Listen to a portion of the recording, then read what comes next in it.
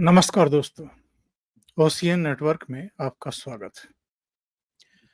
18वीं लोकसभा का चयन, नए चुने गए सांसदों का शपथ समारोह, राष्ट्रपति का अभिभाषण, इसके अलावा प्रधानमंत्री नरेंद्र मोदी का जवाब और इस बीच विपक्ष का लोकसभा के भीतर, राज्यसभा के भीतर और संसद के बाहर भी लगातार अराजकतापूर्ण रवैया, हंगामा, हर तरह की एक तरीके से चुनौती नई चुनी हुई सरकार को और तीसरी बार चुने हुए प्रधानमंत्री नरेंद्र मोदी को। सवाल खड़े हो रहे हैं और सवाल इसलिए खड़े हो रहे हैं कि जो विशेष सत्र चुना गया था वो समाप्त भी हो गया। अब बजट सत्र का भी ऐलान हो गया है 22 जुलाई से लेकर के और 12 अगस्त तक होगा। निर्मला सीतारमण 7वीं बार 23 जुलाई को बजट पेश करेंगी। लोग पूछ रहे हैं कि जिन्होंने 18वीं लोकसभा के गठन के विशेष सत्र में ही दुनिया भर का तमाशा किया है, संसद के बाहर और संसद के भीतर अराजकतापूर्ण व्यवहार किया है, क्या ये लोग बजट सत्र को ठीक तरीके से चलने देंगे? क्या ये बजट सत्र में भी प्रधानमंत्री को अपमानित नहीं करेंगे? उनकी सरकार के कामकाज में बाधा उत्पन्न नहीं करेंगे? स्पीकर, लोकसभा के स्पीकर ओम बिरला और राज्यसभा में जो सभापति हैं जगदीप धनखड़, क्या उनके लिए फिर वही अपमानजनक स्थितियां परिस्थितियां पैदा नहीं करेंगे? लोग ये भी जानना चाह रहे हैं कि जो देश का मन है वो तो देश 3 बार व्यक्त कर चुका है। 2014 में भी उन्होंने नरेंद्र मोदी को अपना लीडर चुना, अपना प्रधानमंत्री चुना, देश की बागडोर उनके हाथ में थमा दी। 2019 में उससे भी ज्यादा ताकत के साथ नरेंद्र मोदी को ही देश की कमान सौंपी और अब 2024 में भी नरेंद्र मोदी ही तीसरी बार प्रधानमंत्री बने हैं और उन्होंने एक हिस्ट्री क्रिएट की है। तो लोगों के मन में ये प्रश्न है कि जो देश का नेता है, जो तीसरी बार उनका प्रतिनिधित्व कर रहा है, यदि वो सदन के भीतर बोलने के लिए उठता है तो देशवासियों को अपने लीडर की बात सुनने का संवैधानिक अधिकार है। लोगों को इस संवैधानिक और मौलिक और मूल अधिकारों से अराजक विपक्ष वंचित कैसे कर सकता है? खास तौर से लोकसभा में जो हुआ, करीब 2.25 घंटे तक राष्ट्रपति के अभिभाषण पर धन्यवाद प्रस्ताव पर हुई चर्चा का जवाब प्रधानमंत्री ने दिया और 2.25 घंटे तक ही उनके खिलाफ सदन में लगातार नारेबाजी होती रही और इस नारेबाजी के डिजाइनकर्ता कौन थे ये भी सदन के भीतर कोई दबाया छिपाया नहीं गया। राहुल गांधी और उनके नेतृत्व में असम के पूर्व मुख्यमंत्री गोगोई के बेटे जिस तरीके से कांग्रेस के सांसदों को और दूसरे विपक्षी दलों के सांसदों को हाथ पकड़ पकड़ करके वेल में लेकर के आ रहे थे और जहां प्रधानमंत्री खड़े होकर के भाषण दे रहे थे वहां ठीक नीचे वेल में खड़े होकर के नारेबाजी करने के लिए उनको प्रेरित और निर्देशित कर रहे थे, उससे साफ हो गया कि ये सब खुल करके अगर कोई नंगई पर उतारू है तो वो कांग्रेस पार्टी है, राहुल गांधी हैं और राहुल गांधी के इर्द गिर्द के लोग हैं जो प्रधानमंत्री को बोलने ही नहीं देना चाहते। जो उनका हक है और देश की जनता का भी हक है कि सदन में प्रधानमंत्री क्या बोल रहे हैं वो हम सुने, उससे वंचित करने का असंवैधानिक काम अगर किसी ने किया है तो वो राहुल गांधी और उनके संगी साथी थे। प्रश्न ये खड़ा होता है कि 1975 में इनकी दादी इंदिरा गांधी ने लोगों के मौलिक और मूल अधिकार और संवैधानिक अधिकार छीन करके इमरजेंसी थोपी थी। और ये अब दिखाने को तो संविधान दिखाते हैं, लेकिन कृत्य इनके क्या हैं ये पूरे देश ने देखा है। जनता के वोट से तीसरी बार प्रधानमंत्री चुने गए नरेंद्र मोदी को सदन के भीतर बोलने से इन्होंने वंचित करने के सारे षड्यंत्र रचे और एक पूरा डिजाइन किया कि लोग ठीक वहां पर खड़े होकर के नारेबाजी करते रहेंगे जहां नरेंद्र मोदी खड़े होकर के भाषण देने वाले हैं। क्या ये असंवैधानिक कृत्य नहीं है? क्या ये संविधान के विरुद्ध नहीं है? क्या ये सदन के, संसद के रूल्स फॉलो कर रहे हैं? क्या हाउस ऐसे ही चलेगा? और क्या हाउस इस तरीके से चल सकता है? क्या अगले 5 साल तक ये दोनों हाउस को इसी तरीके से बंधक बनाएंगे, राजनीति का अखाड़ा बनाएंगे, सरकार को विधायी कामकाज नहीं करने देंगे? पिछले 10 साल 2014 में नरेंद्र मोदी देश के प्रधानमंत्री बने थे और कांग्रेस खास तौर से ये परिवार, नेहरू गांधी परिवार, नरेंद्र मोदी को प्राइम मिनिस्टर के रूप में पचा ही नहीं पाया। हमने अनेक ऐसे अवसर देखे हैं जब प्रधानमंत्री बोलने के लिए खड़े हुए हैं और इन्होंने नारेबाजी कराई है, सदन के भीतर अराजकता का माहौल पैदा किया है। तो सबसे बड़ा सवाल आज देश के सामने भी यही है, प्रधानमंत्री नरेंद्र मोदी के सामने भी यही है। क्या 5 साल तक नरेंद्र मोदी इसी तरीके से इनको उपेक्षित करते रहेंगे, इस अराजकता को उपेक्षित करते रहेंगे, कार्रवाई नहीं करेंगे? क्योंकि अगर सरकार चाहे, अगर प्रधानमंत्री चाहे तो स्पीकर के जरिए या सभापति के जरिए क्या नहीं कर सकता है। और ये हमने 17वीं लोकसभा के अंत में देखा भी था, जब भारतीय न्याय संहिता के 3 कानून पारित करने थे और ये लोग सदन को नहीं चलने दे रहे थे, डेलिबरेटली नहीं चलने दे रहे थे। 146 सांसदों को निकाल बाहर किया गया था, निलंबित करके। क्या ये लोग वैसी ही स्थितियां, परिस्थितियां निर्मित कर देना चाहते हैं? ये सवाल एक्चुअल में इसलिए खड़े हो रहे हैं, अगर आप इमरजेंसी काल को देखें, जिसका उल्लेख बहुत विस्तार से खुद प्रधानमंत्री ने किया, स्पीकर ने किया, राष्ट्रपति द्रौपदी मुर्मू ने भी अपने भाषण में किया, और उस समय बहस हुई, पता चला क्या-क्या अत्याचार हुए थे, किस-किस तरह की कारस्तानियां की गई थी और इंदिरा गांधी ने किस तरीके से न्यायपालिका को भी एक तरीके से कुचला था, मीडिया को भी, लोकतंत्र को भी, विपक्ष को भी, उठा करके सारे बड़े नेताओं को अंदर डाल दिया था। नसबंदी के नाम पर जो नंगई की गई थी और जो तमाम दूसरे कार्य किए गए थे, वो भी सबके सामने है। इसके बाद जो जनता पार्टी की सरकार बनी थी मोरारजी देसाई के नेतृत्व में, उस समय इंदिरा गांधी को गिरफ्तार किया गया था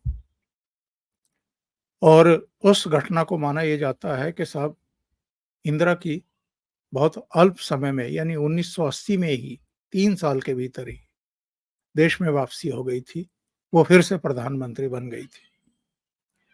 क्या नरेंद्र मोदी के खिलाफ जो ये अराजकता का माहौल सदन के भीतर और सदन के बाहर पेश किया जा रहा है, उत्पन्न किया जा रहा है, इसके पीछे यही मंशा है कि नरेंद्र मोदी को, उनकी सरकार को इसके लिए विवश कर दिया जाए कि वो इस अराजकता को दमित करने के लिए या दबाने के लिए उस हद तक जाएं। अब कई तरह की चीजें हैं।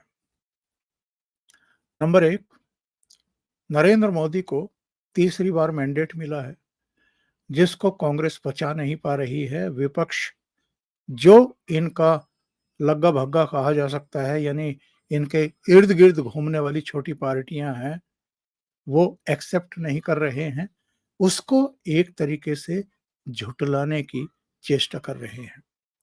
ये मैं इसलिए कह रहा हूं कि जब शुरू में मैंडेट मिला, 293 सीटें एनडीए को मिली और अकेले भारतीय जनता पार्टी को 240 सीटें मिली और कांग्रेस की 52 से बढ़कर केवल 99 सीटें हुई। तो एक ये मैसेज देने की कोशिश की गई देश को कि जैसे नरेंद्र मोदी तो चुनाव हार गए हैं और ये चुनाव जीत गए हैं। 99 पर ये परसेप्शन क्रिएट किया गया कि हम चुनाव जीत गए हैं और 240 सीटें जीत करके भारतीय जनता पार्टी को ये कह रहे थे कि ये नैतिक हार हो गई है, ये तो चुनाव जीत हार गए हैं, इनको तो प्रधानमंत्री नहीं बनना चाहिए। इसके बावजूद के प्रधानमंत्री बनने के लिए किसी भी गठबंधन को या पार्टी को 272 सीटें चाहिए और एनडीए को ऑलरेडी 293 सीटें मिल चुकी थी। तो इन्होंने मैंडेट को झुठलाने की कोशिश की। दूसरे, जिस तरीके से विशेष सत्र में ही राष्ट्रपति के अभिभाषण पर हुई चर्चा का जवाब देते हुए ही इन्होंने नरेंद्र मोदी को रोकने की कोशिश की बोलते हुए, उसका बड़ा सीधा सा और साफ सा संकेत है इनके लिए कि ये इस बार यानी तीसरी बार, हालांकि पहली बार और दूसरी बार भी इन्होंने नरेंद्र मोदी सरकार के विधायी कामकाज को रोकने की पूरी कोशिश की थी, पूरे घोड़े दौड़ाए थे। लेकिन इस बार तो जो विशेष सत्र में ही इनका तौर तरीका दिखा है, उससे पता चलता है कि ये स्मूथली नरेंद्र मोदी की सरकार को चलने नहीं देना चाहते हैं। तो ऐसे में सवाल खड़ा ये होता है कि नरेंद्र मोदी क्या इनकी इस अराजकता को चलने देंगे? क्या इसको अनदेखा करते रहेंगे? और सवाल ये भी खड़ा हो रहा है कि कब तक? क्योंकि ये सदन के भीतर ही उनको नहीं रोक रहे हैं, सदन के बाहर भी अराजकता का माहौल पैदा कर रहे हैं। अग्निवीर को लेकर के जिस तरह के झूठ बोले गए, अभी ये हाथरस में गए, हाथरस में भी कैमरा पर्सन्स की एक पूरी टीम लेकर के गए, उस पर जिस तरह का प्रचार हो रहा है। इसके बाद ये सो कॉल्ड लोको पायलट से मिलने के लिए नई दिल्ली रेलवे स्टेशन पर पहुंचे। वो कौन से लोको पायलट थे जिनसे इन्होंने बात की है? उत्तर रेलवे के जो प्रवक्ता हैं उनका बयान आ गया कि ये हमारे लोको पायलट तो नहीं थे जिनसे वो बैठ करके बातचीत का ड्रामा कर रहे थे और 7-8 फोटोग्राफर और वीडियोग्राफर उसको रिकॉर्ड कर रहे थे। फिर गुजरात पहुंच गए। गुजरात पहुंचकर भी इन्होंने जिस तरह की बयानबाजी की है, भगवान राम मंदिर को लेकर के जो जन आंदोलन शुरू हुआ था 90 के दशक में लाल कृष्ण आडवाणी के नेतृत्व में, इन्होंने कहा कि साहब हमने उसकी हवा निकाल दी, अयोध्या आंदोलन को हमने समाप्त कर दिया, अयोध्या में ही इनको हरा करके। ये इससे पता चलता है, जैसे इन्होंने सदन में खड़े होकर के कहा था, हिंदू जो जो खुद को हिंदू कहते हैं वो हिंसक होते हैं, वो चौबीसों घंटे हिंसा करते हैं, नफरत फैलाते हैं, झूठ बोलते हैं। वैसा ही हिंदुओं के खिलाफ जो इनका माइंड सेट है, ये फिर से इन्होंने गुजरात की धरती से बाहर निकाला, उसके बारे में बयान दिया, अयोध्या आंदोलन। अब इनकी ये मूर्खता की पराकाष्ठा है। जिनमें ये सोचने समझने की शक्ति नहीं है कि लाल कृष्ण आडवाणी के नेतृत्व में सोमनाथ से जो यात्रा शुरू हुई थी और उनके सारथी उस समय नरेंद्र मोदी ही थे संयोग से। तो वो जो उनकी यात्रा शुरू हुई थी, उसकी परिणति क्या हुई है? उसका अंजाम क्या हुआ है? अयोध्या में भगवान राम का भव्य और दिव्य मंदिर बन चुका है। उसकी रामलला की और भगवान राम की जो नई प्रतिमा है, उसका प्राण प्रतिष्ठा समारोह हो चुका है। तो राहुल गांधी और उनकी कांग्रेस और उनकी पूरी जमात, जो दशकों से भगवान राम के मंदिर के निर्माण के खिलाफ एक मुहिम चला रहे थे, एक साजिश रच रहे थे और वकीलों की एक पूरी टीम इन्होंने सुप्रीम कोर्ट में खड़ी कर रखी थी। दशकों तक इस मामले को इन्होंने लटकाए रखने में कोई कसर बाकी नहीं छोड़ी। इनकी साजिशों के बावजूद अयोध्या में राम मंदिर का निर्माण हो चुका है। वहां अब तक करोड़ों लोग देश विदेश से पहुंच करके भगवान राम के मंदिर में दर्शन कर चुके हैं। अभी भी वहां लाखों की भीड़ उमड़ रही है। इसके बावजूद अगर ये इस तरह के प्रोपेगेंडा फैला रहे हैं कि हमने उस मुहिम को हरा दिया है, यानी हिंदुओं को हरा दिया है, भगवान राम का जो एक प्राण प्रतिष्ठा का सपना था, ये कह रहे हैं कि हमने उसको विफल कर दिया है। ये किसके लिए बयान दिए जा रहे हैं? ये क्यों बयान दिए जा रहे हैं? और क्या वाक़ई ये देश में एक अराजकता का माहौल पैदा करने की मुहिम पर निकले हुए हैं?